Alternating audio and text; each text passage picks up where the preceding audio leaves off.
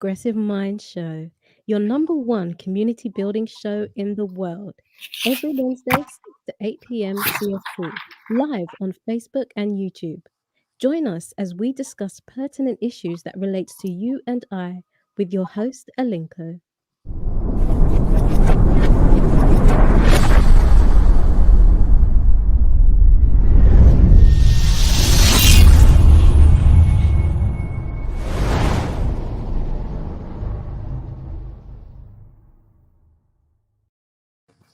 Welcome, everyone. Today is September 29th, 2021. It's a minute past 6 p.m. We're excited to be coming your way. This is the Progressive Mind Show, your number one community building show in the world. I am your host, Alinko, and we will be talking about Haiti at the Bridge today. My guests are in the studio. We'll be looking at the current situation, what happened, and the way forward for the people of Haiti. And we ask that you stay with us. We will try and get to and go the entire 2 hours for today, but we might just do an hour and a half due to the nature of the discussion and some other technical things that we have to deal with. So please bear with us. Once again, you're all invited to share the feed on Facebook and on YouTube. Invite a friend to be part of this conversation because what we're going to be talking about is very, very important. We will take the Captain Mike segment right after that. The show will continue. Captain Mike, we missed you last week, did we? Yeah, back in full force this week. All right. Actually in Denver, where we had some rain showers pass through, but I'm looking in Chicago. You guys have some really nice weather there. 74 degrees at Midway. Winds are out of the east, 8 miles an hour. Talk about a little bit of the weather tonight, and for the rest of the week, we're going to be a little bit warmer than normal, which is good for most of us. Let's take a look at the board. For the rest of tonight, you're going to get down to a low of about 60. Clouds are going to start moving in. Tomorrow, still cloudy. You're going to have light winds out of the southeast. It's going to try to get around 80 degrees. Friday, we're going to have the sun is going to peek through a few times. High of 80, going to get down to 60s. And Saturday, we're going to get the most amount of rain we're going to have throughout the week. High of about 75. The wind's going to remain out of the south, 5 to 10 miles an hour. Sunday, we're going to have off and on rain. We're going to keep those winds out of south-southwest. Monday, Tuesday, Wednesday, look, we got into a kind of a pattern there. You're going to have a low pressure system off to the east, bringing in on the north. So spot showers here and there, not any measurable rain, just kind of annoying rain with the cloudy skies. And you might have the sun peek through every now and then. Going into our sports. Tonight, we have the Cincinnati Reds going to be in town to play our White Sox. We have clinched the playoff spot. The Cubs are going to be in Pittsburgh. Right now, they're in the bottom of the fourth inning and 0-0. And New York town to play the game. And since team, you might want to pick a new team. Might be a good Hey, if you were telling me, I don't know. I think we're having some never that. In the health, I think we're having some glitch. Can you? According to, yeah, Captain Mike. I think. Can you still hear me? No, your feed is not coming through. All right. So I think you froze for a second. I think you're still frozen. Okay. Let's see here. 1 second. Let me try. We apologize, listeners. I think his Captain Mike's feed is. We're trying to see if we can get him back on here. Brother, go ahead. All right. How about now? You got me? Yeah, we got you. Okay, and skipping to our health and fitness report, according to Black Doctor. I think we missed a chunk of the sports. There wasn't much sport than White Sox playing Cincinnati Reds to have clinched the playoffs Cubs are in Pittsburgh, and right now it's 0-0 in the bottom fourth. And the New York Football Club will be playing the Chicago Fire tonight, and that's going to be your new team there, Cena, because it looks like your team doesn't play very well. So you got a new team. And going now to our health, happy to repeat that just to somebody else. According to blackdoctor.com, Black people are twice as likely to have some effects of Alzheimer's disease. According to of Rush University, nutritional, she developed a diet which combines the stave off of Alzheimer's disease. So okay, healthy. Yeah, Captain Mike. I think we're having a very bad feedback. I know it's not your fault. Sometimes these things happen when you're doing virtual. Maybe we can. Let's see here. Can you hear us good now? Okay, we're not getting feedback from you, I think. Yeah, so you can hear us, but we're not hearing you. And if we do, it's very flaky. It's not.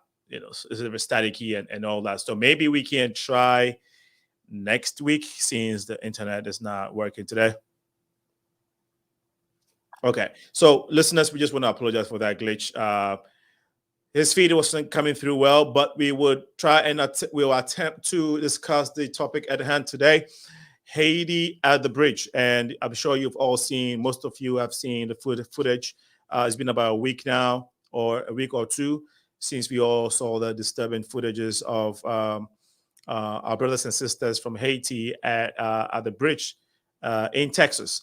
And we all know that since the refugee treaty, if that is the right term for that, refugees are allowed in countries when they have situations going on in their home countries. And so, of course, the U.S. is, we all know, is a land for immigrants. It's an immigrant nation, and so it has a very flexible immigration policy. However, there are challenges. There have been challenges for a long time. So today we want to talk to folks who are Americans but have affiliations or belong firstly to the Haitian community. We have Dr. NIXON CAMILIEN. I just want to make sure I'm pronouncing the name correctly, sir. Yes, it's CAMILIEN. CAMILIEN. Okay, thank you. Thank you so much for the correction. So we have Dr. NIXON CAMILIEN, who is going to be helping us with a discussion. Next to him is DAPHNEE, RENE, ANTONE, and then we have FASIKA, ALEM, who is not a stranger on this show. She is with the United African Organization, UAO, here in the Chicago area. They are an organization that cater for immigrants, refugee status, and whatnot. So we ask that you share the feed. Let's go straight to NIXON. NIXON, CAMILIEN, Dr. NIXON, sorry, you're welcome to the show. Thank you for having me.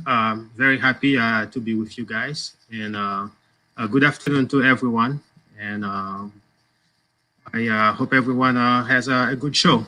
Thank you. And hey, DAPHNEE, how's it going? It's been a while since after the show, we have now communicated, but good to see you, DAPHNEE. Thank you again for having me. Good afternoon or evening, everyone. My name is DAPHNEE Winnie Antoine. I am the founder and president of Compassion for Transformation. So we are an organization who partner with our Haitian partners in education, entrepreneurship, and employment opportunities. So thank you for having me. My pleasure. And then FASIKA ALEM is a director for programs at UAO. FASIKA, welcome again. Thank you, Sana. Can you all hear me? Yes. We can hear you good. Yes, good. So I'm FASIKA ALEM. I'm programs director at United African Organization, which is a coalition of African community-based organization that works to promote social and economic justice, civic participation, and empowerment of African immigrants and refugees in Illinois. But really our policy advocacy and our services, for that matter, really, cater to or address the needs of Black immigrants in the state of Illinois. So happy to be here. Thank you, Senna. My pleasure again. And so let's go straight to the point. Dr. Nixon, you also want to take a second to tell us about your organization and your background so our audience can get to have a good feel of who you are and what you represent. Yes, I'm the founder of Justice Optimization Technical Associates. It's an organization that offers services, consulting services in criminal justice, which is kind of like loaded terms right now with all that's going on.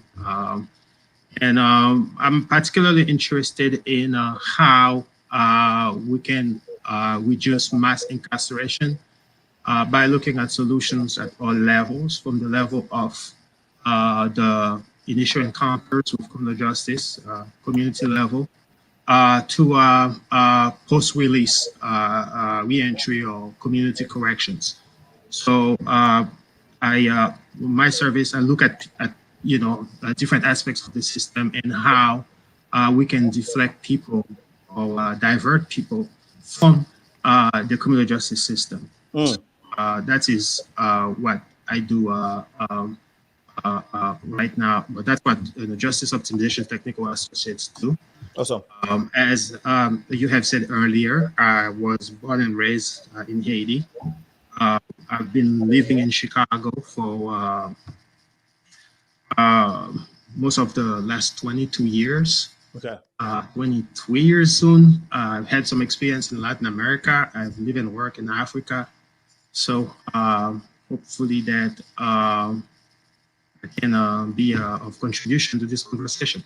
Absolutely. Again, it's a pleasure having you guys on the show, and I know it's going to be an eye-opener. We're going to learn a thing or two, and we're going to impact some people. But I do want to encourage our audience now to share the feed, please, if you're watching on Facebook and on YouTube, because we want to be able to create the maximum awareness as we can when it comes to these things. So Daphne, Fasika, Dr. Nixon, you can all share the feed now. We'll take a short break, a commercial break. When we come back, the show will continue. As we take this break, please go ahead and share the feed on Facebook and on YouTube for those of you who are watching. We shall be right back.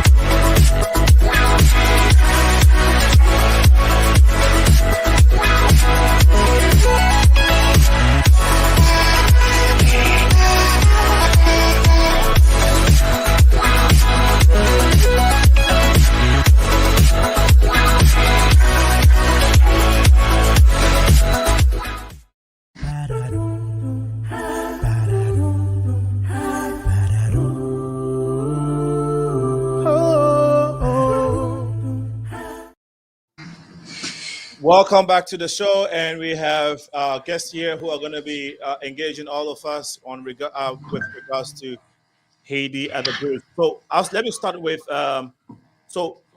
Nixon, this is your first time, so I'll start with you. It's typically ladies first, but we have two ladies, so I think that they would pardon us if we give you the chance. Dr. Nixon, give us your overview of what you have seen or your take so far on what has been going on with regard to Haitian immigrants at the bridge in Texas.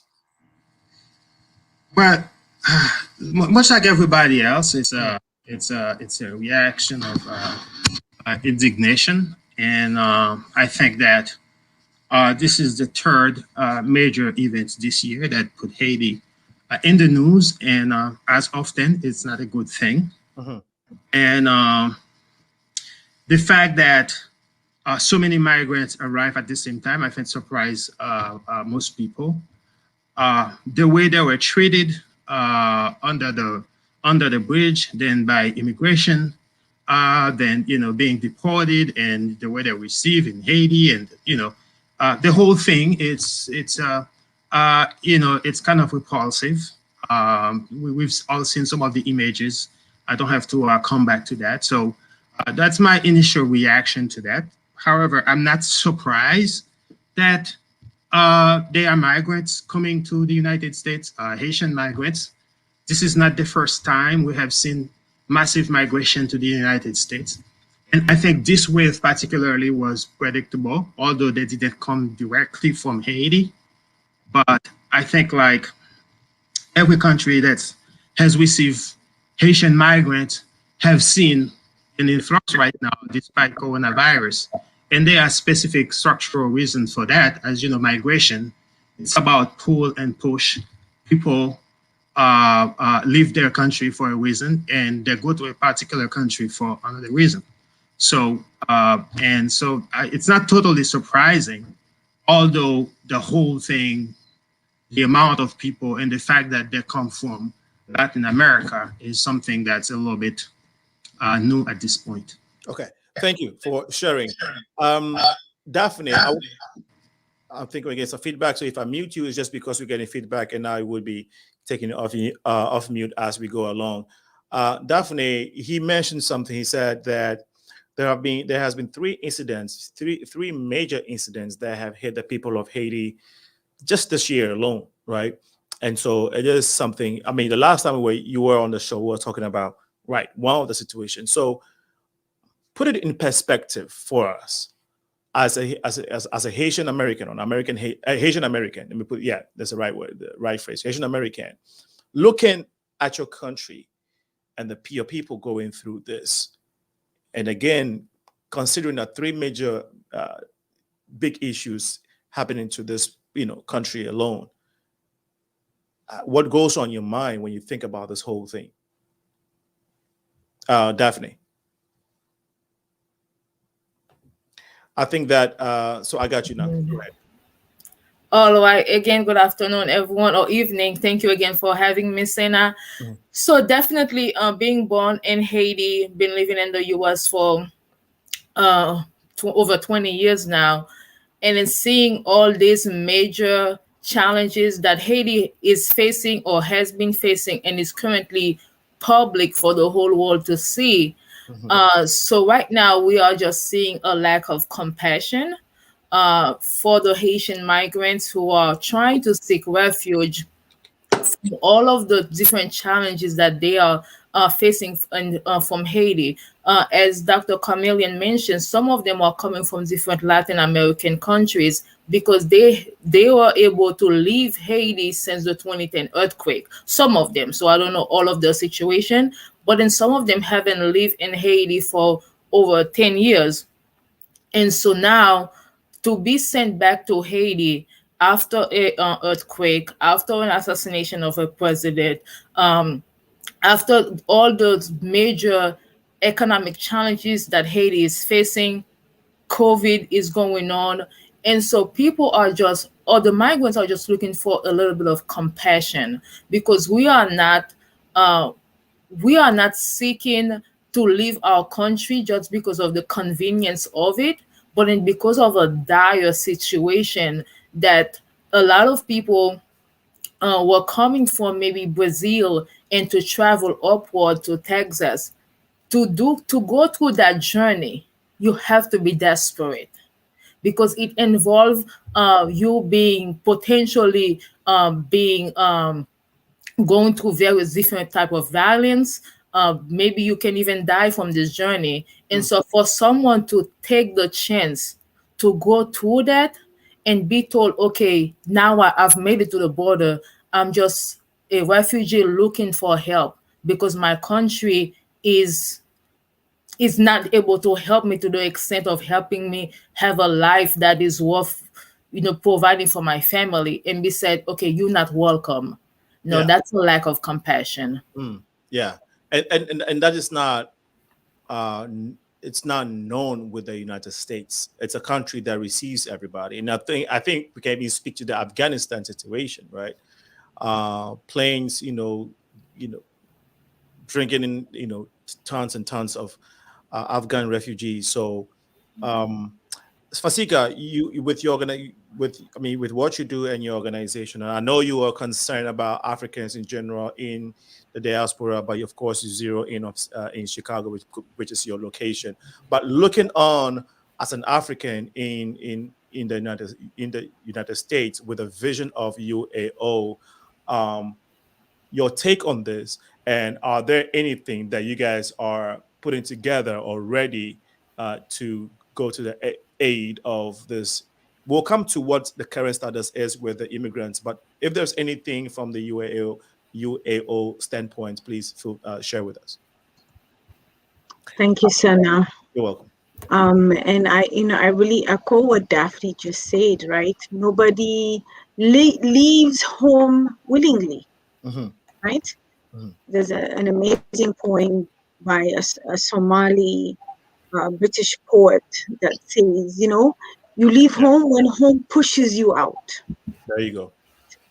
So nobody migrates or leaves what they know and their home and their family because it's a luxury. It is not a luxury. And so, and then we know with the recent migration of Haitians through Latin America, we know that a lot of them, or some of them, went to Latin America because there was a demand for labor. And now they're being pushed out of Latin America. And therefore they have come up, many of them, as we hear, through 11 countries, right, to get to the border of the United States with Mexico.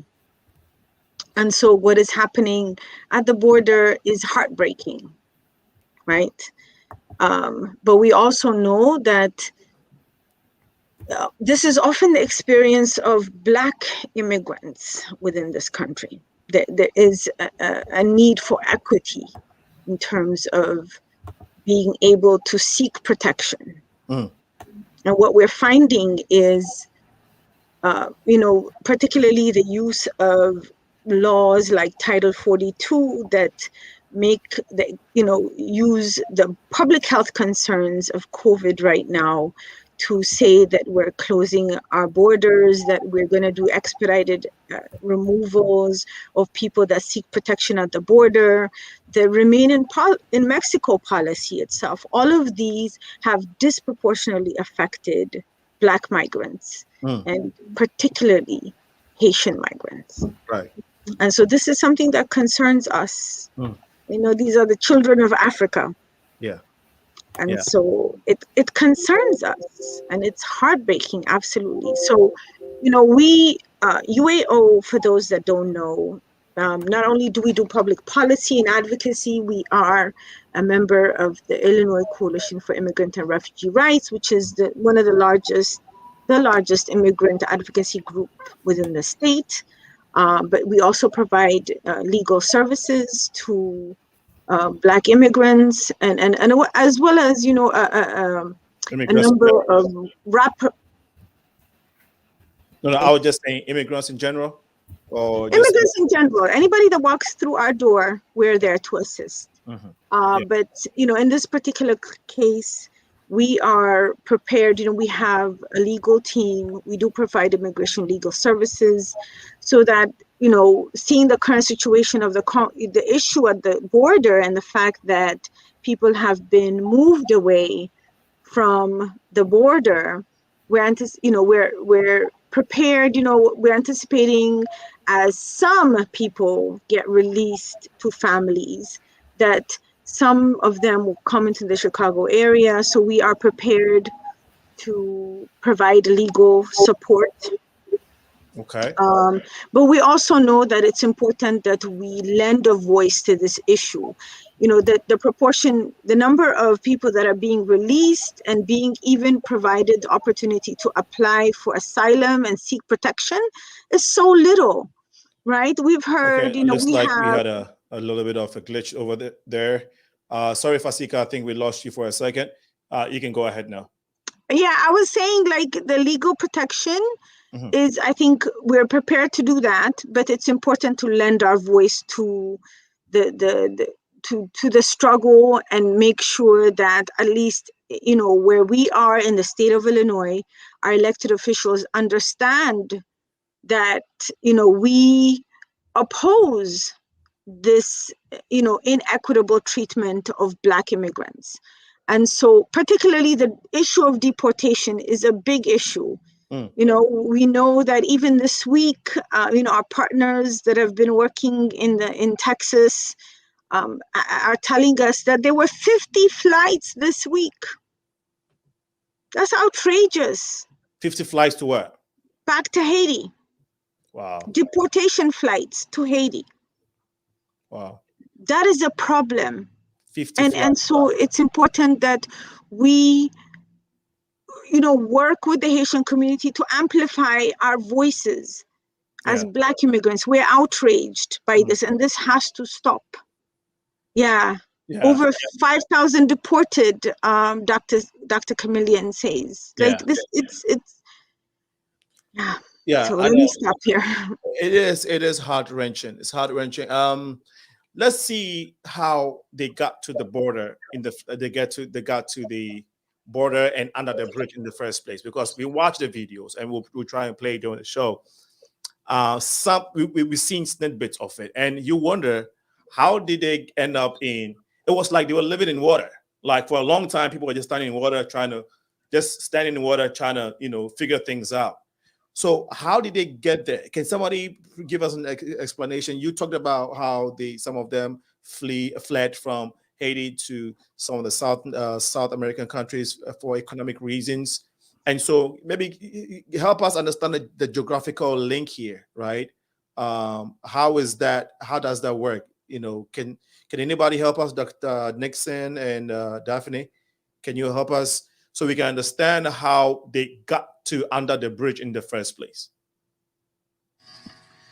Well, I haven't talked to anybody from those from under the bridge. However, we know that they were being kept at the southern border with Mexico. I would say the southern border of Mexico with Central America. And from what I've heard, it's on around the celebration of the Mexican Independence Day. For whatever reason, they were allowed to leave without being stopped. They were allowed to leave the camp and go through Mexico all the way north to the U.S. border. So from what I heard from the interviews with those who were deported to Haiti, it seems like it's a well-organized thing, that they know where to go, where to catch the bus, where to what time to go, how much money to bring. So it's quite organized how they were all able to leave, because there's an agreement within the U.S. government and the Mexican government to manage the flow of migrants when they get to the border. So how they make it so fast and to the Mexican border, it's something I think that we need to spread some light on, because part of the reason we're talking about this right now is because so many people arrive at the border, and the immigration or the border authorities, they were just unprepared to deal with it. Okay, so thank you for sharing. Daphne, can you help us understand? So Haiti, which South American countries is Haiti very close to? I just wanted to be so our audience can understand a little bit of how this whole thing is playing out. Yeah, my apologies. Go ahead. It's fine. So Haiti is in the Caribbean, so we bordered with Dominican Republic.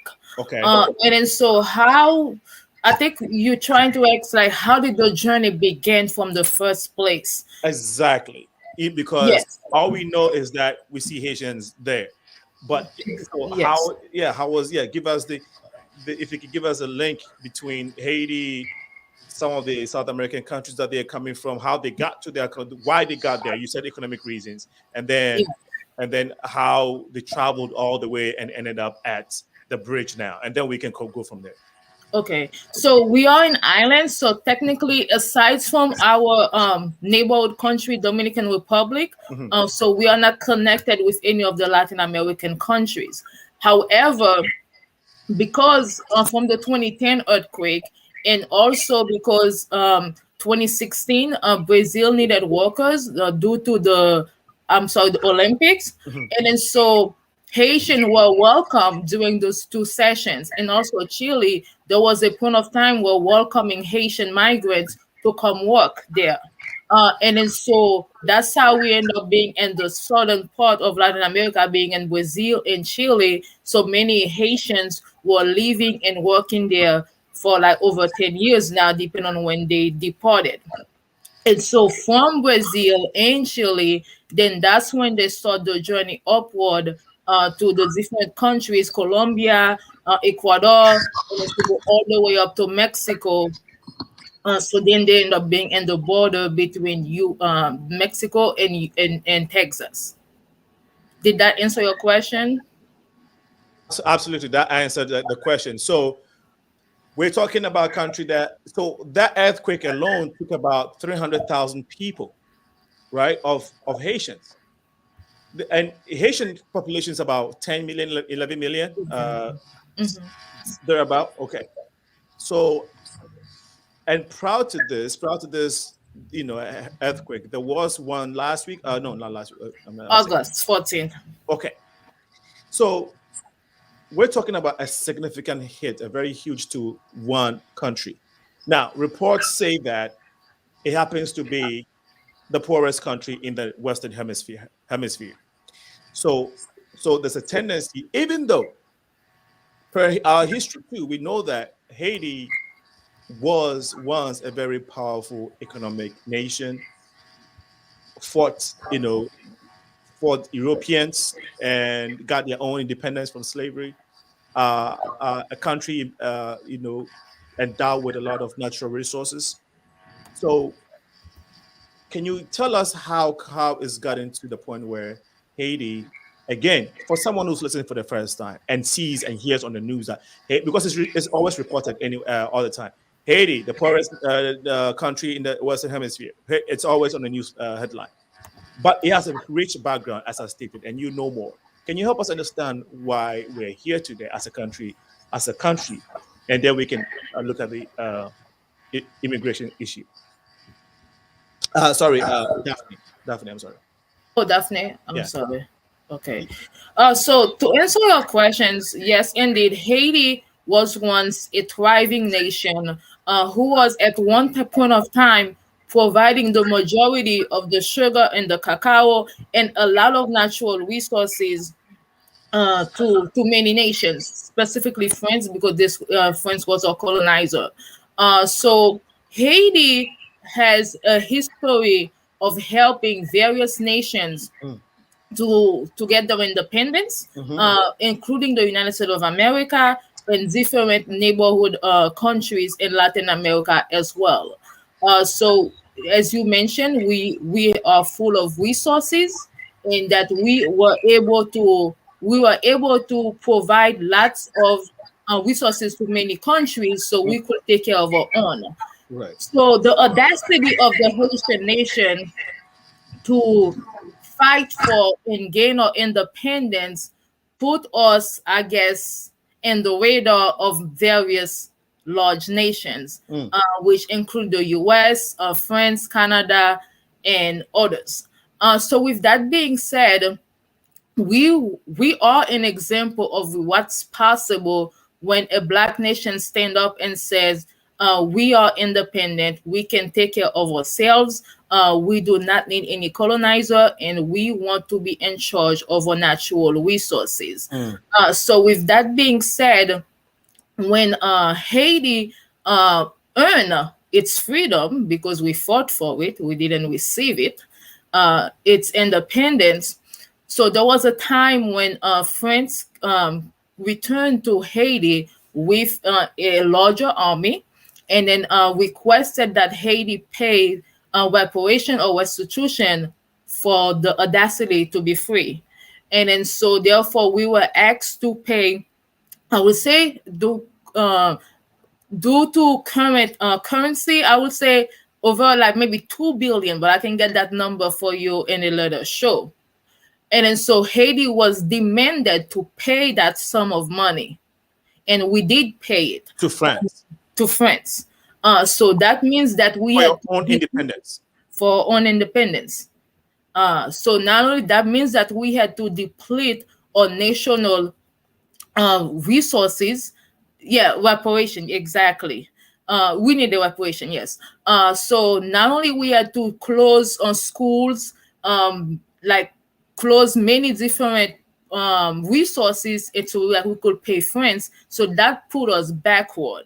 And after, and then when the US came to Haiti, okay, when the US came to Haiti, then they were in charge. They were in charge of the Haitian resources again. So which means that they went in and paid France. Not only they paid France for more resources, they also lent Haiti money to pay France. And then so we were paying that money for a long, long time. So that means that those are like money and resources that could have been invested in the country. Okay, and the people that we were not able to do because we had to pay for our freedom after we earned our freedom. So that's kind of like the backstory. But with that being said, I mean, that's like 200 years ago. So people will say, well, that was 200 years ago. What about today? Well, you have to understand that, okay, once a nation is depleted of its resources, then it's kind of hard to continue to function at a level that can put us at maybe a large nation like the US and Canada and various other countries. In addition to that, recently the US envoy to Haiti, I guess he decided that he no longer wanted to have that position. And one of the reasons that he mentioned is because he said Haiti is technically a puppeteering nation.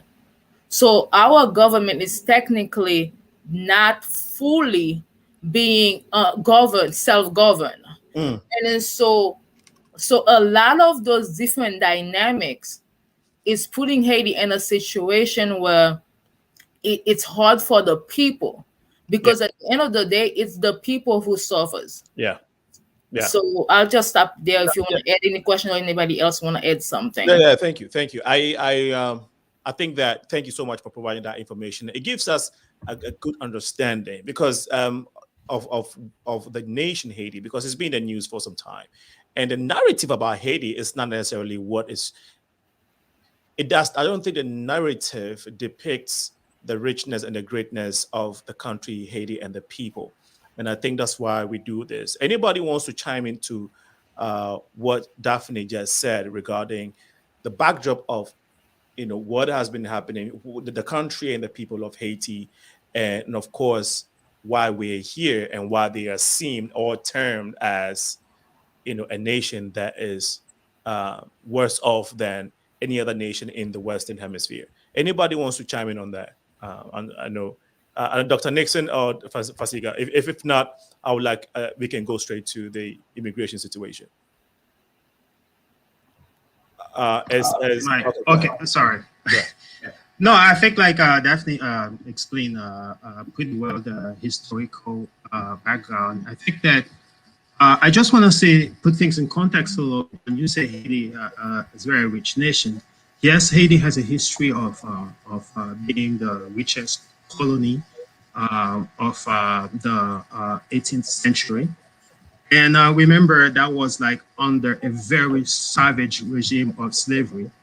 That was a regime that was unsustainable. Haiti was a colony, and all the wealth that were being produced in Haiti were for France. That was French colonization, which is very different, which was a very different model of colonization than what was in effect in South America or even in the Dominican Republic and in the United States. The colonization that happened in Haiti, in most of the French islands, where everything that was produced in Haiti was for the benefits of France. It didn't stay in Haiti. The owners, the landowners in Haiti, and the slave owners too, for that matter, they were living in France. They were not like settlers like in the United States.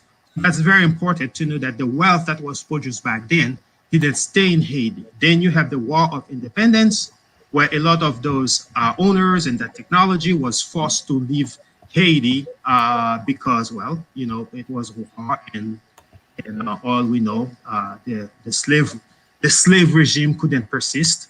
So in order for the slaves to free themselves, they have to get rid of the masters. So that was like when we talk about the context of wealth. Then you have the first 25 years, like Daphne explained, where the country was constantly building military fortresses because they were scared of being invaded by Europeans to restore slavery. And the French came and imposed what is currently a debt of $90 billion. That's the equivalent of it right now. So, and so all the wealth that was produced in the first 100 years were sent to France, pretty much to pay that debt. So this is the context you have. In 1915, like Daphne explained, the Americans occupy Haiti. And then since then, Haiti has been what you call pretty much like an apparent state, where you have like all the structures, you know, everything that could make a country, except, you know, they're not really functional. They're controlled by outside forces, mainly the United States. So the context I want to make is that when we're talking about Haiti, we have to keep in mind that we're not necessarily talking about a country that has always had control of its destiny. Okay. It has always been under the control of some powerful masters who, of course, you know, are looking out for their own interests. Okay. No, thank you so much for adding your voice to that, Dr. Nixon. Thanks for sharing. Fasika, you wanted to add something? Do you have a comment, a quick comment to make? If not, I can move. We can move on. I mean, I am wholly inadequate and not able to speak on Haiti when you have Daphne and Nixon on the show. So yeah, thank you. But I do know that, you know, the Haitian people are warriors. So. And yeah, and they have, like we said the other time, you know, the Attorney General of this beautiful state, this great state, the state of Illinois, is Haitian American. The ton of them, you know, around who are prominent in this country. I think that is it Maxie Walters? Is it Maxie Walters or Kamala Harris? One of them, no, not Kamala Harris, but one of them has a Haitian background. I'll try and get the name. Maybe I'll try and get him during this show. But so now we have Haiti, you know. Daphne, you were telling us about how they got to the bridge, where these people, the people that we saw on TV, are they all immigrants that were migrating from Brazil? As you said, you mentioned how some have gone there for economic, you know, reasons. Were these people a mixture of folks coming from some of the Western Hemisphere countries, or let's say it's Brazil, and then from Haiti as well due to the earthquake? Tell us the main reason why we saw those many people there on TV.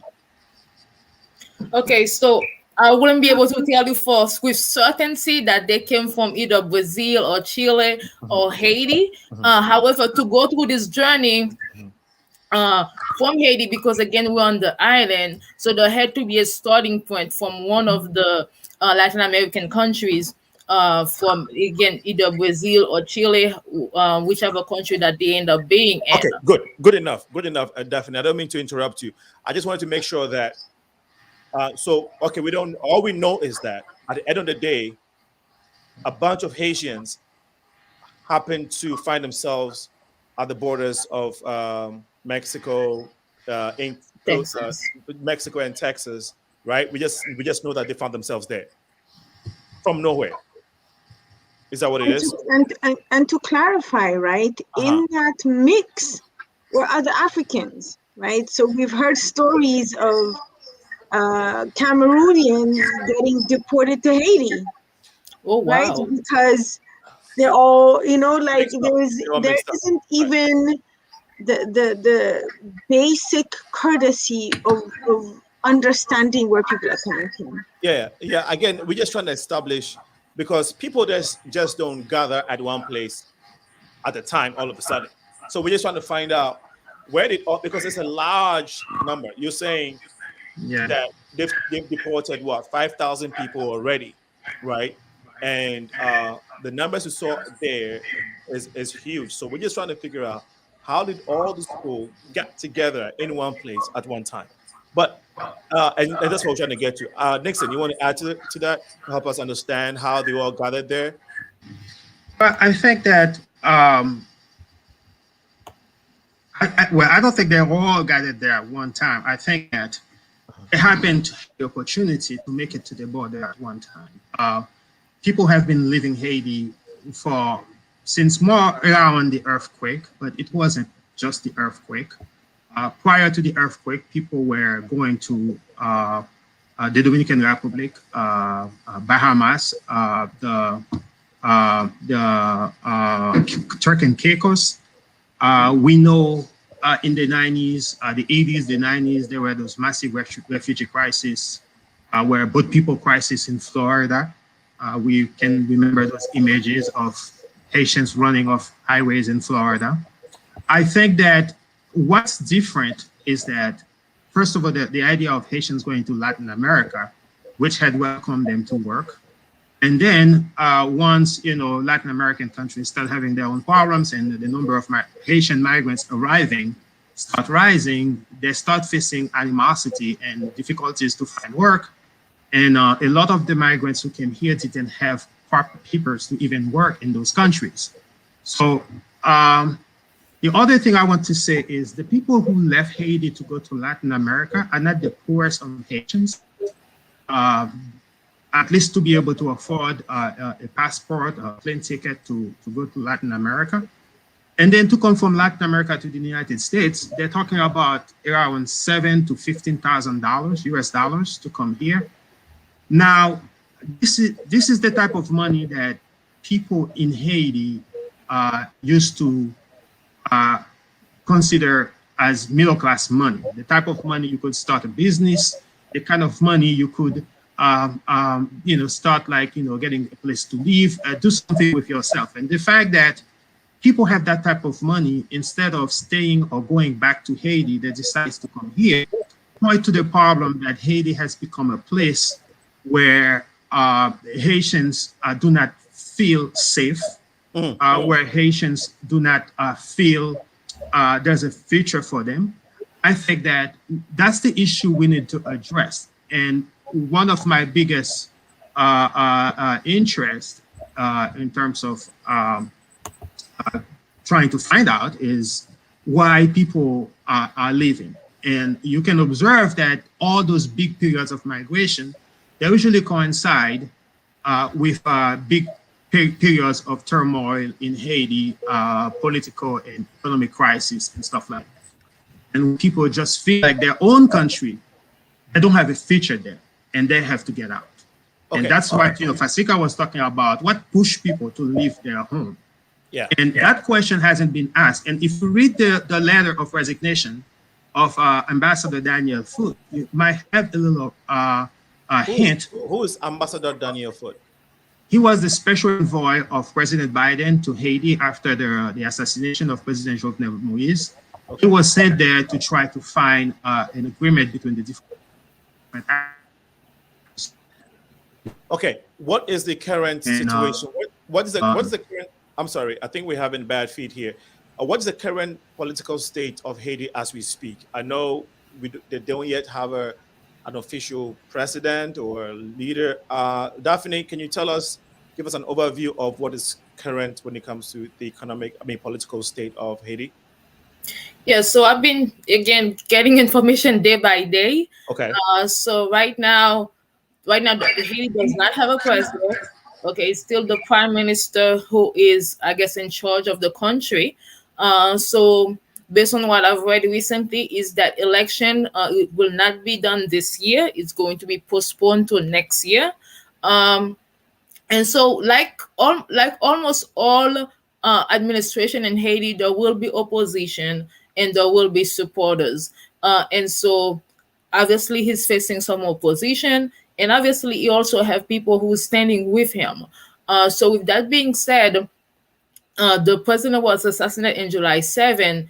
That's leaving the country. Even previously, there was chaotic situation in Haiti, but that's definitely adding to the challenges that Haiti is facing.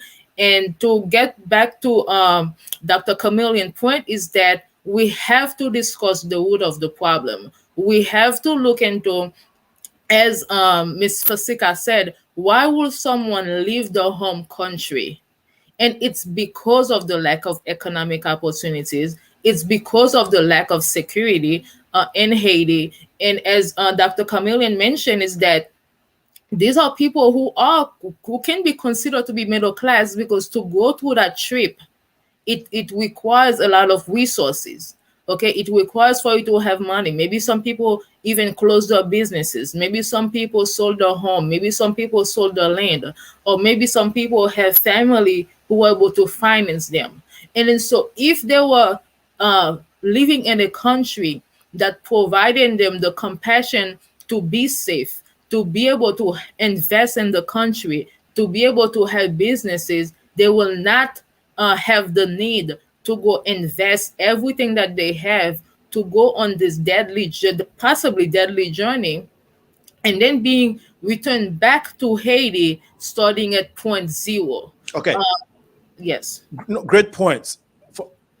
From what you guys have, from what the information you have given us this evening, right now, and from what we read, there are all indications to the point that Haiti is not necessarily a country that has its autonomy and directing its own affairs.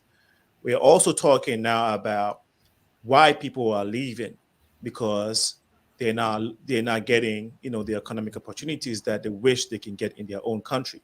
So if you can control your destiny and your people are leaving, and we will have to find a situation where the people stay, where is the balance? Where is the solution? Because we're talking about, we have to talk about that, right? So let's talk about it. What is the way forward to make sure that Haitians can find the economic opportunities that they're looking for in their country as Haitians? I mean, as I'll say, Dr. NIXON.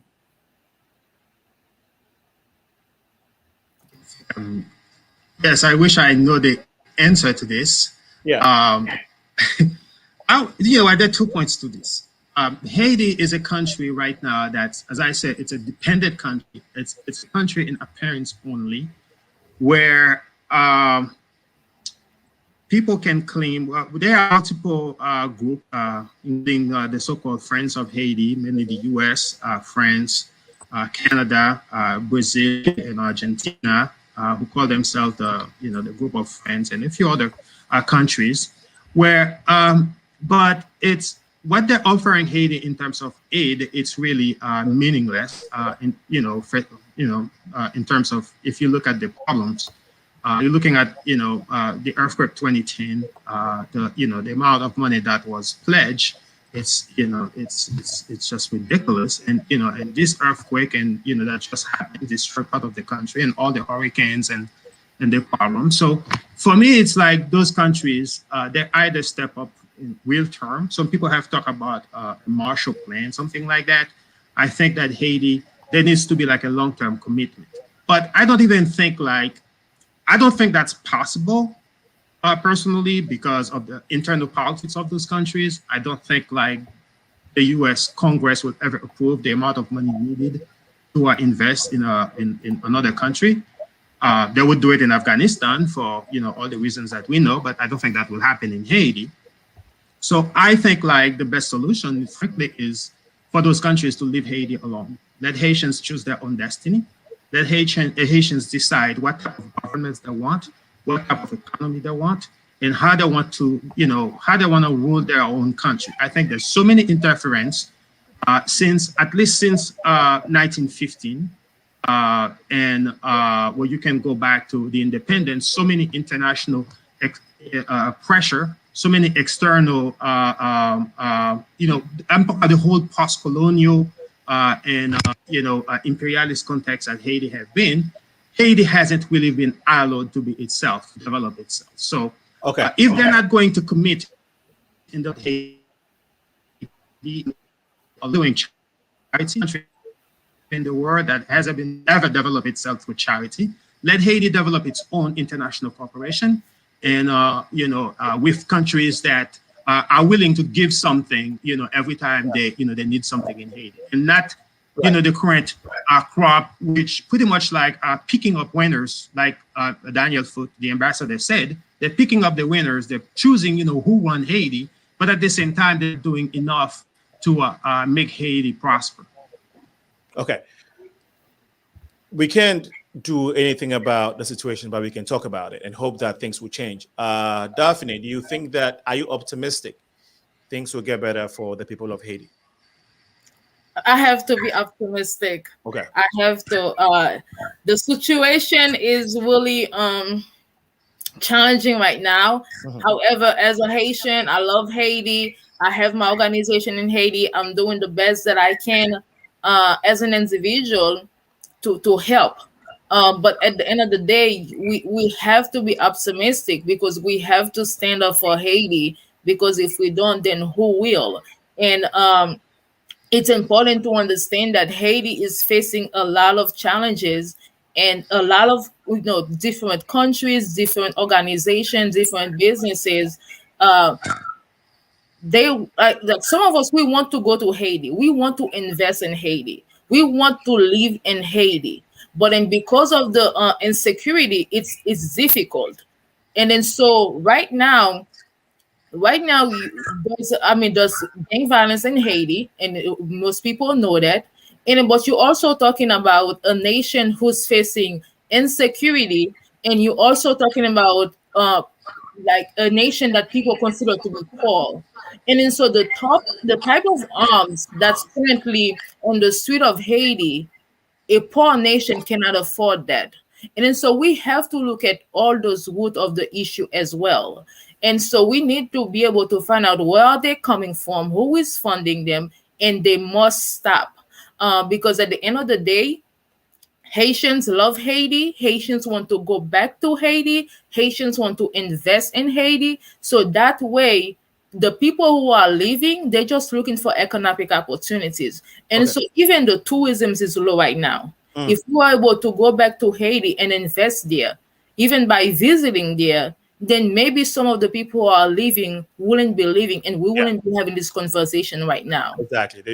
They'll have something to do. Thanks for sharing. It's always hard to hear and talk about not just Haiti, but people of African descent who are struggling across the globe. And so, but we can always, and I like your heart, which is what we can all do: stay optimistic and keep having these conversations. You're watching the Progressive Mind Show. We're here in the beautiful studios here in the beautiful city of Chicago. It's about 7 p.m. Central Time.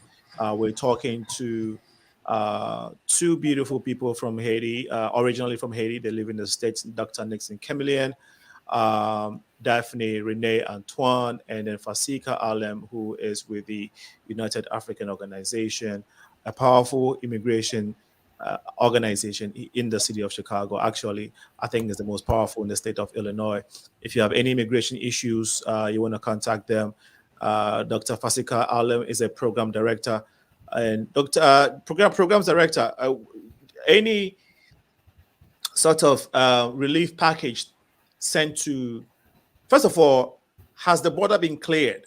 Do we still have people under the bridge at Texas, or is it been completely cleared? Have they been given a proper place to situate? Before we do that, let's have our audience watch this video to bring in perspective what has been going on. Before that, we need to get this commercial going.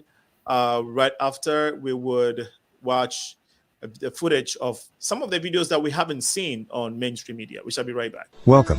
Chris Toffee Financial Company is ready and available either group or one-on-one basis to help you understand different investment opportunities in America that you can invest in with any amount. The right college account for your children to withdraw money. We can help you to get appropriate life insurance that you can withdraw money or take loan. And if you're in the process of buying or refinancing a vehicle or a house, we can help by building up your credit score. We also repair credit by permanently removing negative items such as medical bills, collections, late payments, foreclosure, bankruptcy, inquiries. We also help all businesses to get business loans and credit by building their business credit. If you need any of our services, please feel free to contact. Aglow, aglow, aglow. Aglow into. There is a cry. Aglow, aglow, aglow. Aglow Bolingbrook Lighthouse is a network of caring women. We are a dynamic global movement with a single mission to see God's purpose fulfilled on earth as it is in heaven. Our mandate is every nation touched and every heart changed for God. We invite you to our prayer meeting every Saturday and breakfast meeting held every last Saturday of the month from 8 a.m. to 9 a.m.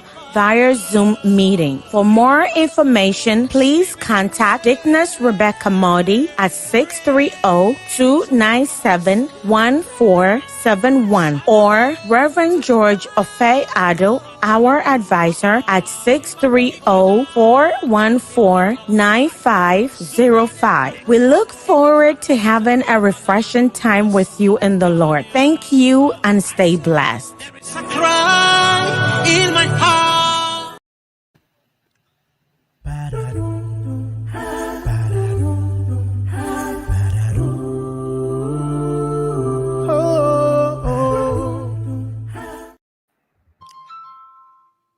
Welcome back to the show. This is the Progressive Minds, and we are talking Haiti at the Bridge. We've all seen the footage of what went down with the people of Haiti, immigrants from Haiti who are just trying to find solace and look for opportunity for basic lives for their loved ones and for themselves. We saw people standing in water. When I was wondering, why were they standing in that water for so long? I mean, it was like they lived. I mean, it was very heart-wrenching, and I think if you watched it, I know that everybody felt. I mean, if you have a heart, you will feel. You know that these people were going through a hard time, and so we're just trying to add our voice to the conversation, and we have Dr. NIXON helping us do that. Dr. NIXON is originally from Haiti. He lives here now. We have DAPHNEE, who's also originally from there, talking about it. We want to take a few now. Let's do this. Let's take some comments from our audience, and then we can watch the footage. As I mentioned before the break, we have this from Priscilla. She says, "Great conversation. Thank you, Priscilla, for adding your voice to the convo." This is from So I think like the best solution. Talking about it. We want to take a few now. I'm sorry. I think we're getting this feedback. Ate is saying there was a suspicion that I had because Haiti had fought the Europeans and won freedom. The Western world has tried its best to punish Haiti and use it as an example to other African Black nations not to defy the European. My question would be, what does Haiti need most economically? What does Haiti need most economically? We'll have the panel respond to that, but Ate, thank you so much for bringing that in. This is from Bridges. It says, "Hello, Progressive Minds. Thank you all for talking about this sensitive topic. It is such needed conversation to see understanding and solution." Thank you so much, Bridget. for bringing in your comments. Rebecca Mode is on the show. Thank you so much, Rebecca, for supporting and joining the show. What does Haiti need currently? Before we watch this commercial, anyone wants to respond to the questions that came through? I want to say that economically, Haiti has a big deficit of infrastructure. Whether we're talking about wood, we're talking about electricity, we're talking about the basics that people need to develop. And after the earthquake right now, the biggest difficulty was to reach most of the areas. Like, I am from the area where that earthquake hit the most, and I think Daphne is too. And today, people cannot. A lot of the water sources, the water springs, because people still use water from spring because there's no running water. They were obstructed by the earthquake, and people have problems getting just basic things like water right now. So I think like building those infrastructures would have an economic effect that would affect the whole community, particularly the rural communities along, where those constructions, where those infrastructures would be built. I also think that the environment in Haiti has been destroyed by those same globalization forces that reduce the country to such a dire economic situation where people have to cut trees, they have to, pretty much destroy the environment. I think like a small investment environment, would help to restore some of the Haiti that we have heard about for the most part. So that would be my thing right now. The rest is about commitment. When I say commitment of business leaders, because if it's one business, one company that goes to invest, the cost is too much. But if you have like multiple companies, particularly from the diaspora, from Africa, that say, well, okay, we're going to invest in Haiti, then altogether they can have an impact. Awesome. Thank you so much. Daphne, I know you work closely with the Haitian community, also close to the Haitian American Lawyers Association. I don't know if I'm getting the name right. Attorney Daphne CAMILIEN, I know you work closely with her. How has the support been from other Afrocentric communities, businesses, organizations, politicians to your community in these times? Can you help us understand how that has been? So most recently, with what is going on right now, I would say it's a lot of different people are standing up. A lot of people are voicing the concerns against particularly how the migrants were being treated at the border. And so just recently, Daphne CAMILIEN and we were at a press conference with the Reverend Jesse Jackson with his son, Jonathan Jackson, raising our voices saying that this is unfair. Haitians should be treated like given the right to seek asylum. And so they are raising their voices. We also had a peace rally and press conference just recently, this past Sunday at the Federal Plaza. We had a conference. A lot of Haitians came. There was different organizations from African nations that came as well, particularly Black Matters, Black Heroes Matter was there, and again, a few other organizations were there. So with that being said, we are getting the support, but also it's important that all of us, we continue to reach out to our elected officials so Haiti can continue to be in the mind, and so they can continue to advocate for the Haitian migrants and for a stop to the mass deportation. Okay, thank you so much for sharing. So we have Rich Can is watching us. Rich, thank you so much for joining the feed. Lorenzo Warford also here with us. Priscilla EPD, thank you. Priscilla Thomas, long time no see.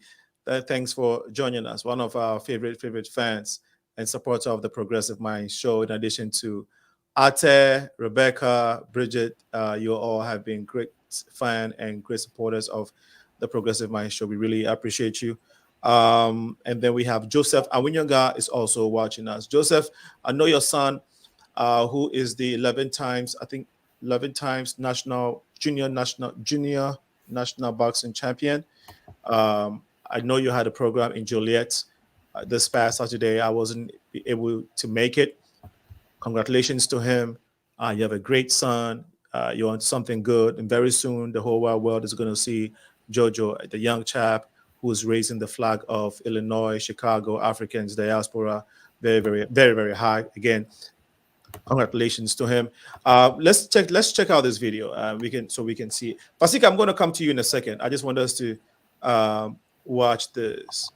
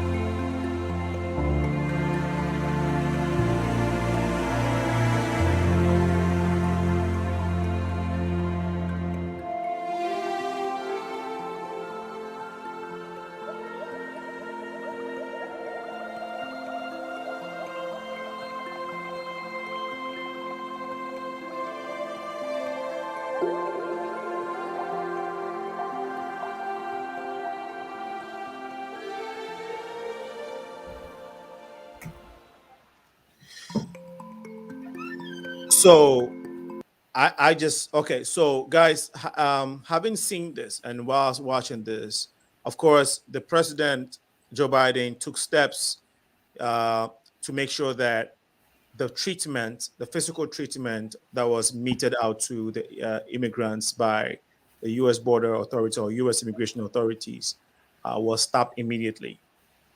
First of all, do you think that he acted fast enough? And you think that something could have done earlier to have prevented some of the inhumane circumstances or conditions that people were meted out. I mean, people had to go through before he finally gave that order to put a stop to it. I will start with Fasika. You work with you're very passionate about this. Seeing this, you think that the president acted right? Your opinion?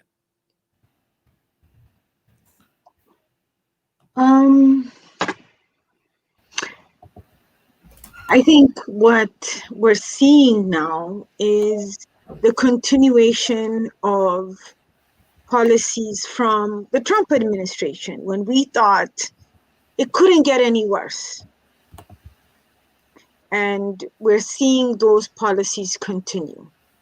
To continue Title 42, for example, despite, this is a public health law that has been in the books for more than 50 years. I think the first Title 42 was first crafted in 1948 or something like that. But this was the first time it has been invoked, like during the Trump administration is the first time it was invoked.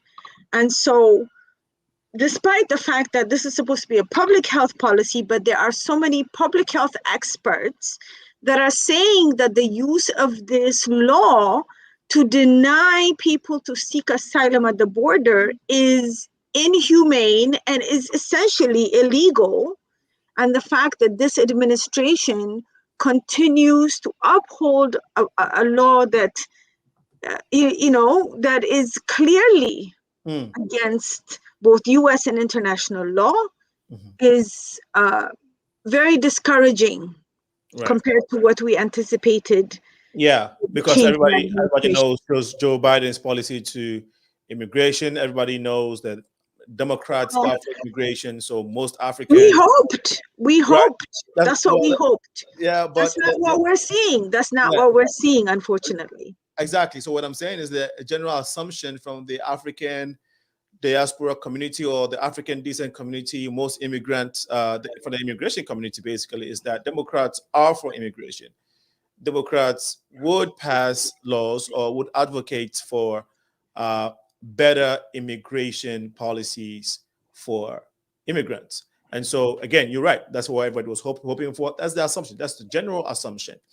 And so, would you say that, Camila? No, Dr. Nixon.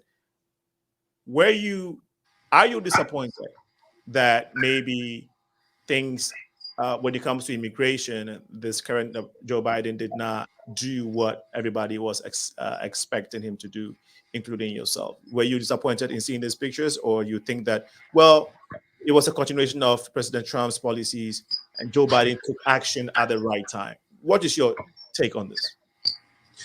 No, I'm very disappointed. Of course, I can understand some of the policy argument in terms of migration. I think like every country has the right to have a migration policy, including the Trump administration. But I think that what's happening there is in violation of existing law in the United States. The attorney FASIKA ALEM talk about it. But I think that to deport people without even giving them the opportunity to be heard by like a credible fear hearing, or to be deported. For example, they're saying that they're not letting these people in the United States because there's a public health crisis. However, they deport them to Haiti without giving them the COVID test, which is unconscionable, because one of the few good things that happened to Haiti is that Haiti hasn't really been affected by COVID. There haven't been too many, people dying of COVID. So to be deporting in about a week 5,000 people, and if we didn't scream, they probably would have deported all 17,000, the estimated 17,000 by now. It's kind of unconscionable. And so as a policy, as a government, and that claim to be interested in solving the problems of Haiti, that sent a special envoy to Haiti to try to solve the problem, and to think that under the current circumstances of Haiti, that Haiti can absorb 17,000 people potentially infected by COVID, which they didn't get from Haiti, by the way, which the conditions at the border are kind of a breeding ground to get COVID. So that's unconscionable. So both humanitarian standpoint and also as a legal matter, I think that I am very disappointed by how the administration handled this. Thanks for sharing, my brother. We heard about all the mistreatment too, all the mistreatment, yeah. My grandfather was the victim of the same whooping, from American soldiers when they invaded Haiti in 1915.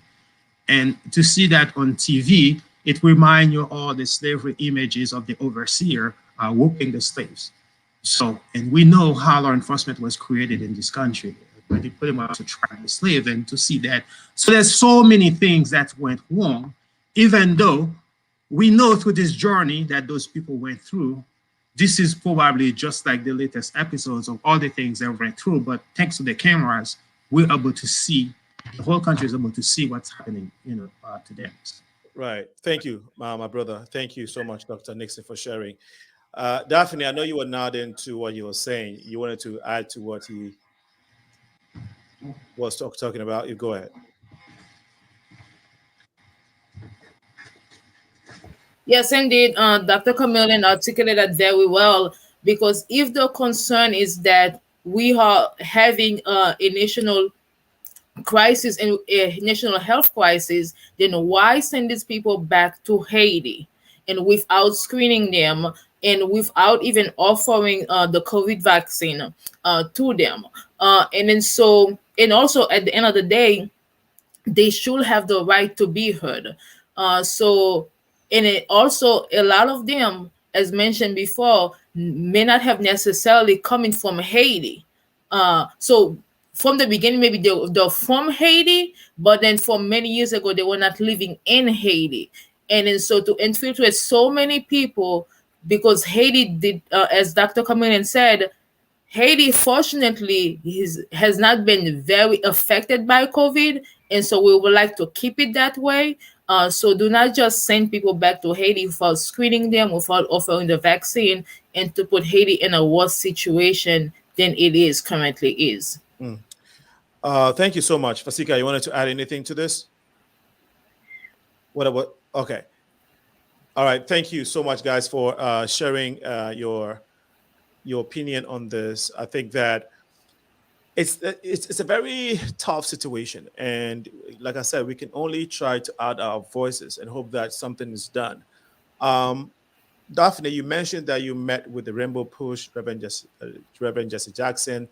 Um, are there any national figures, national human rights, entities or bodies that are trying to push the administration, the Biden's administration, to maybe take a second look at the mass deportation of Haitians back to Haiti, because we know that is not what the people of Haiti need now. Is there anything like that in the works that's currently going? Yeah. So on the national level, that I'm not sure. However, locally, so several of the Haitian organization in Chicago has formed what is a coalition. So basically, kind of like working together with one voice, one demand, asking for the stop of the deportation. Obviously, asking for COVID screening, asking for the vaccine, and also asking for like infrastructure, basically resources that can help Haiti get back on its feet, so that we can stop all this migration, so to get back to the root of the problem. So the various leaders, Haitian leaders in the Chicago community, Dr. Attorney Daphne CAMILIEN is part of the Haitian American Lawyer Association. She's one of the organization, part of the coalition. And so right now we are having a discussion. We are looking to work with different organizations who also want to stand up and voice their concern. And then so definitely that's in the work right now on the local level, but in respect to the national level, that I'm not sure. Thank you, thank you, thank you. I mean, one would think that, I mean, if these immigrants are being deported on the grounds of health issues, COVID, I mean, there could be like a tent, or like they could create like a village for them, right, in that area where they're not necessarily coming into the general public. You know, again, if you're concerned about, you know, if you have public health issue concerns, a village could be created for them. At least situate them for now, whilst you work on the modality, some modalities or immigration procedures, to see how, even if you have to deport them, you do so, right? You could situate them in a very humane situation first of all, because right now, I mean, I just feel like the way these people were, the Haitians were handled. I mean, look at this. I mean, when I saw this one right here, man, like, I mean, anybody could be swept away by this current, right? I mean, especially if a kid was working here, they could be, you know, lives could be lost. And so it's, you know, it's mind blowing. 21st century, the United States of America, I know, I couldn't believe it. You know, you see this thing happening on the borders of Libya, on the deserts, you know, somewhere, you know, a lot of Africans trying to get into Europe, but on the borders or in the jurisdiction of the United States, on the land of the United States, you would think that, you know, it will be a more of a better situation, you know, in 21st century or 2021. And so it's very disheartening. Guys, we're about 6 minutes. Today we try to wrap up, you know, a little earlier than our usual time. It's 7:24 p.m. You've been watching and listening to the Progressive Mind Show, your number one community building show in the world. My name is Alinko, and I've been helped on this particular topic, Haiti at the Bridge, with three brilliant folks in our community, two Haitian Americans and Fasika, who works with UAO on this subject matter. They've shared their opinion, they've shared their views, their thoughts on what it is that's going on with Haitian immigrants and how they are being deported back to Haiti in the midst of very harsh economic conditions and political instability in Haiti. You would think that they will be dealt with on very humane grounds, but that's not the case. That is not the case. So we can only lobby and pray and organize locally and hope that nationally things will get better. So without much said, we would like to end, but let's try and get our closing remarks. The way forward, though, let's look at the way forward first, and then we'll get our closing remarks from this great folks. I want to ask from, I want to start with Fasika. Fasika, I know I haven't gotten to you in a little bit. You're working, you are very passionate about this. What else have we to be done that you think that as a people of the African descent in the United States can do to help the people of Haiti or support immigration issues? So I think Daphne alluded to it, and I think the creation of the coalition is a start. Okay. And that was really also the thought behind the creation of an organization like the United African Organization. But now it's important that we bridge these coalitions, right, and really build power within our community to really unite our voices, not just with Black immigrants, right? But with Black people in the diaspora, period. So I'm very excited for what the future holds in terms of our ability to push public policy to make sure that immigration policy in this country is equitable and is not, right now we are in a situation where Black immigrants have disproportionately negative outcomes within the immigration system, right? When you look at the deportation pipeline, right? It's primarily Black immigrants that end up in the deportation pipeline because of the disproportionate interactions that we have with law enforcement, just because of how we look. And so I'm excited about the opportunity to work with, with other Black-led organizations across the city and the state to really address this issue.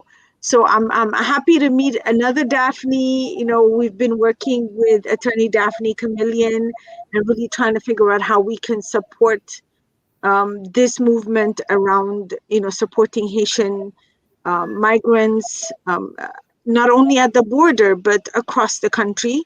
Across our state particularly. So I'm really excited about what the future holds. I think there's a lot we can do to really change the circumstances that we are in as far as here, like us within this country, right? I mean, we're often, all of us are really very much tied to the situations in our home countries. But be that as it may, right, as it relates to the situation of Black immigrants within this country, we have an opportunity to really do a lot. Last Saturday, for example, as part of the Illinois Coalition for Immigrant and Refugee Rights, we had a meeting with Senator Durbin. And one of the questions that were very important for us to raise as a Black organization, Black immigrant organization, was his thoughts and his views as one of our senators, one of our Illinois delegation, what he views, how he views the current policy around these mass expulsions, deportations, Title 42, and all of that. And so his responses weren't very promising. Although he acknowledges that testing and things like that can be used to address the COVID issue, he was not particularly interested in repealing Title 42. So I think those types of things and the changes in his view on these things come from the pressure within the community. And we're excited to be able to kind of build that political power to sway him and make sure that the Illinois delegation, including, both our senators and our representatives, carry the same message to the Capitol. So Yeah, I'm hoping to connect today with 2 more Haitians that we can work with. And I want you all to know that we stand in solidarity and we're here to do the work. thank you so much, Fasika, for sharing. But I wanted to follow up. What you met the senator for is the right to the path. Can you help me with that? What was that? The path. Sure. So the conversation with Senator Durbin was really about the pathways to citizenship. There you go. The pathway to bills citizenship that are, Right. that we've been working towards for some time. Okay, so Yes, my question but is, as part of that, it was important for us to raise this issue about, the mistreatment, the inhumane treatment of Haitians at the border. absolutely. Thank you so much. Again, what I'm trying to get to is, if we had this bill, let's say, it's this bill is they were to put this bill together and it passes through, and if it passes into law, right? Would it help curb future events such as this that we're witnessing today? Would that bill help these type of situations? Fasika. Sorry, I was muted. Oh, okay. I would say if it was to pass, it may help. But the pathway to citizenship bill really addresses the issue of people that are already within the United States. Okay. It does have some provisions that address USCIS related processing and things like that. But I think that there needs to be a revamping of the asylum system. So the immigration system in this country is all around messed up and needs to be fixed. Gotcha. And if I may, things are, even on the issue of the pathways to citizenship, things are not looking good, honestly. Things that we're hearing that are coming out of the Senate at the moment are not looking good. I mean, the parliamentarian has rejected the 2 proposals that have been put in front of her. But this is, we don't have enough time to go into that, but I will invite your listeners this Saturday. We are having, UAO is hosting a community meeting to talk. We have a couple of experts, one from the Illinois Coalition for Immigrant and Refugee Rights, and another from an organization on the East Coast that focuses on African immigrants, the African communities together, that is going to kind of provide updates on where we are with the pathways to citizenship and what remains to be done and what is at risk, right? At this moment, we are at risk of losing 35 years of building up to this opportunity, and things are looking dismal, and I don't want to I don't mean to sound so pessimistic, but things are really not looking good in the Senate, and Democrats are letting us down. Because we don't have any strong advocacy for us, right? When it comes to immigration issues. We do. I mean, there are a lot of organizations that are advocating on behalf of immigrants. I'm talking about the higher ups. Federal level, we don't necessarily have. I know the issue is our electeds, right? That are now feeling like they're willing to compromise and willing to offer crumbs instead of what they promised us. So I will encourage people to join us on this Saturday at 11 a.m. Senna, for those of you that, for people that follow your platform, I will share that information with you. I'd appreciate it if you share it. And we really, want to have people attend and make sure everybody understands what is happening right now. Okay, put it in the chat box, and then we can, Okay. because I know people like Congressman Daniel Davis has been very big on immigration, and he pushes hard. So thanks for sharing, guys.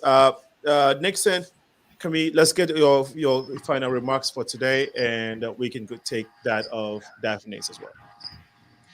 Yes, I think that we need to acknowledge also that the immigration system in the United States have been it's broken, and I think all the experts, the presidents have said that. There were crises in the 90s. We remember under President Bush, the second President Bush. We remember the propositions for path to citizenship, to temporary work authorization. So it's not something that's new. I think that part of the problem is people who are trying to move legally to the United States have to wait for years.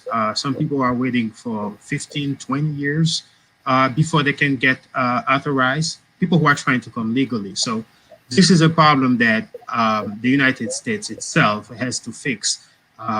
And the other issue is with respect to Haiti, since that's what we're talking about. I think that the United States needs to ask itself why people are leaving Haiti. What role it has played in that? Because the United States has been in control of Haiti since 1915. And at least since 1994, there have been like, Haiti has been more or less under, I don't want to say occupation, but you can say that with the United Nations, which the Organization of American States, which pretty much under United States patronage. So the forces that are forcing Haitians to leave Haiti, more and more, including people who are middle-class people in Haiti, they're putting pressure, not just like on the United States, but on other countries that have their own problems, like the Dominican Republic, like Turk and Caicos, like the Bahamas. There's a lot of boat people still living Haiti, like Brazil, which has its own problem if you follow the news. Chile has their own problem, Ecuador, other countries that are receiving Haitians. So we need to be asking ourselves, why are people leaving Haiti? And the United States being such a big actor in Haiti, why can it work something with the Haitian government? Why can it help create the conditions that would allow Haitians to stay in their country? I think the American government needs to look at itself in the mirror and say, these people are arriving at the border because maybe we have created the conditions that they can leave their country in the first place. Well, Dr. Nixon, thank you so much for sharing. Well, let's get our last comment from Daphne. Daphne, go ahead. Yeah, yes, indeed. Let's look at the root of the issue, because we need people to go and invest in Haiti. We need, like, the diaspora, the Haitian diaspora want to go back to Haiti to invest and to have businesses. But in order to do that, there have to be security measures so people can feel freely have the businesses, so they can go in the country, so they can invest. And if the United States is not working with the Haitian government and even all other neighborhood countries who's providing arms to Haiti, then this is always gonna be the conversation. People will leave whenever they feel unsafe. People will leave when there's no economic opportunity. And so to avoid this whole migration issue, let's look at the root of the problem. And then so the Haitian Organization Coalition in Chicago, right now what they are asking is an immediate stop of the deportation. So they're also asking, because when an immigrant is seeking, when a migrant is seeking asylum, they have to provide their own attorney. Okay, so they have to be able to afford the attorney. Obviously, a lot of the Haitian migrants coming in will not be able to do that. And so they are also asking for pro bono legal support, as well as humanitarian support, such as shelter, food, clothing, and healthcare, definitely. And then if people want to receive the COVID vaccination, and then to be able to provide that to the migrants. And then so just July, President Biden did I guess, offer temporary protective status to the Haitians living in the U.S. And then so right now the ask is that temporary protected status be offered to the current Haitian migrants so that they can be able to work while they are waiting the asylum processes. So yes, let's be compassionate to the migrants who are able to go through this journey and to be here in the US, but also let's look at the root of the issue to see how have the US and different countries have contributed to the chaos that is going on in Haiti right now, so that we can be able to lead Haiti, we can be able to have a government that is actually governing, and then so that people will not feel the need to leave their country because of the lack of economic opportunities as well as the massive insecurity. Wow. Thank you so much for sharing, guys. I am very, it's always a moving feeling when we talk about, people going through these type of situations, like we just saw on TV recently of the Haitian Americans or Haitian immigrants. But thankfully, they're no longer in those harsh conditions. We know that they're being deported back to Haiti. At least they're not standing in the water and going through that. We want to ask and encourage everyone. We can only, like I said, like we all saying, we can talk about this, we can organize locally, and so do your best in your corner, the best way you can. Sometimes your best is to go on a website, go on a Haitian Coalition website, or an immigrants organization, or an organization fighting for the rights or advocacy for immigrants and all of that. You donate to them, and it could be your small way of helping. We all have to add our voices to it, because I always say that some people have fought to get us to where we are. The rest of the work, we can also do our part so that generations after us would find a better society. Okay, and so that's why we do this. I really want to thank everyone that has watched, has been with us from the beginning of the show till now. Maggie Lubia, thank you for joining us. Maggie Lubia says, "That's my town, Joliet." Thank you for joining us, Pastor Ate, Bridget, and Priscilla, all of you who join us. We want to always encourage you that the Progressive Mind Show is a non-for-profit, and we try to get these shows going in week in, week out. So your donations and contribution goes a long way in supporting what we're doing. It is your community building show, and so we want to encourage you to visit our website, theprogressivemindshow.com, theprogressivemindshow.com, or thepmsshow.com, to support us as usual. Pastor Ate, you have been a consistent supporter. God bless you. We need more of that, and so we want to encourage you. And so there's some information coming in here that I want to make sure. Okay, so justiceoptimization.com is the organization that Dr. Nixon leads. That's his organization. And then your FASIKA is with United African Organization. What's your organization again, Daphne? My organization is Compassion for Transformation. So currently we are receiving donation from my church website, nschurchofgod.org, and then select fund Compassion for Transformation. Again, that's nschurchofgod.org. Thank you. You're welcome. And somebody also put in here, Haiti needs reparations. I think that was from FASIKA, right? Okay. On that note, the show would end to this minute. It is 7:44. We typically go to 8, but like I said, we want to end a little early today. Want to thank my guests, Daphne, Renee, Antoine. Thank you so much for coming on the show and contributing. Your time, your efforts will not be in vain. Definitely, you've made an impact today, and you keep making impacts in the lives of Haitians, immigrants, in our entire society. What you do makes our society better. So thank you so much for coming on the show, Daphne. Also, Dr. Nixon CAMILIEN, thank you so much for your time and your contribution to tonight's discussion. FASIKA, ALEM, I've seen your post, and I'll be sharing it on the platform, blasting it everywhere. so we can all keep working for the good of our community. Johnny Woods, the one and only top fan of the Progressive Minds. Thank you for chiming in. I know you always come in. He just gave us his thumbs up. Thank you so much. My name is Alinko. Remember, to whom much is given, much is required. We have come your way today, and we hope that we did justice to what we said we wanted to do. Keep the conversation going on in your various homes. And we shall be back this Sunday to talk about breast cancer. October is Breast Cancer Month, and we will not be left out. We're discussing that with survivors of breast cancer. It's going to be very, very interesting and eye-opening. Join us this Sunday, 4 p.m. CST. All right, guys, have a wonderful evening, Daphne.